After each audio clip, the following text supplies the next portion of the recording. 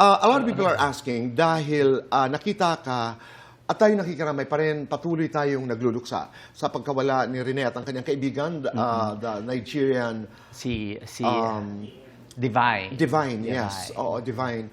Ang pagpanaw nila. Nakita kayo ni Senator Robin, ni Binoy, sa libing and then kasama kayata ng pamilyang Baterbonia sa Aurora. Correct. Ano ito? Are you friends? Are you involved? Ano ang kwento? Okay, so kasi si Robin, nagpunta dun sa, siguro 2 days pa lang na nandito si Bobet. Nagpunta na siya dun sa wake. Bobet is Rene? Rene. Yeah. Okay. So, nagpunta na siya dun sa wake and then kinukwento niya sa akin na, alam mo, talagang awang-awa siya dun sa pamilya, plus the fact na, of course, it's a shattered dream. And alam mo, yung napakalaki ng potential ng bata. And then, nung sabi niya, pupunta ako sa sabi niya, makikipaglibing ako. Sabi ko, sasama ako.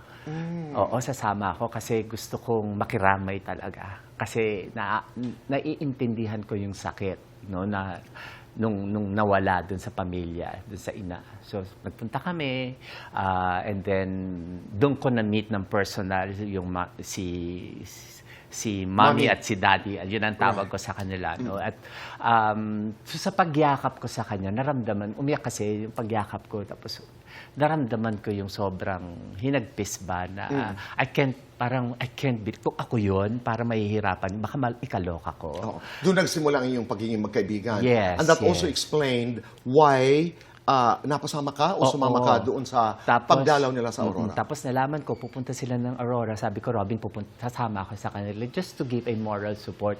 I could just imagine yung pupuntahan mo first time yung lugar kung saan nawala yung anak mo, no? What was that? Gusto lang nila makita yung lugar? Gusto nila magpaalam and gusto nila makita what happened. Yes. And you know what's ang nakakakilabot ng is nung nandun na kami. And then, dala-dala nila yung mga flowers. Tapos, binaba yung flowers dun sa dalampasigan, no? Tapos yung tubig, hindi naman umaabot. Kasi nilagay nila dun sa medyo hindi naabot ng tubig. But when the mom started saying something and talking to Bobet, alam mo, biglang gumanon yung tubig dun sa mga flowers. Parang nagparamdam talaga. Tapos kinuha yung... Ako naiintindihan ko yung halaga ng pagpapaalam ng maayos. Yes. Dahil sa amin, halimbawa, ako'y laking Samar, kaugalian yan na pag halimbawa pumanaw sa... At saka puntahan mo talaga kung saan nangyari, di ba? Oo. And to think, alam mo, 5 days pa lang umaalis yung bata from them. I know. So it was all sudden, no? And unbearable pain. Unbearable pain. Pero kumusta sila ngayon? I think they're they're doing better. But sabi ko nga, I think grief will stay forever. It's just a matter of getting used to it. Tama ka doon. Diba? It will never go away.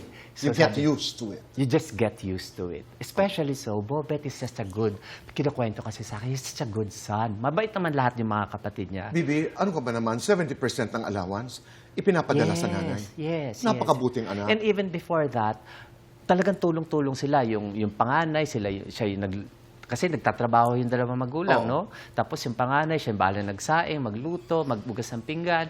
Tapos si Bobet, dahil siya yung pangalawa, siya naman yung nag-aalaga ng baboy, yung mga, kung ano man yung mga pinagkakakitaan nila, no? So it's a... Tulong-tulong. Tulong-tulong. At saka yung, when they started to talk about dreams, yung mga pangarap, talagang nakakadurog ng puso. And what's more painful is yung focus ni Bobet to be great.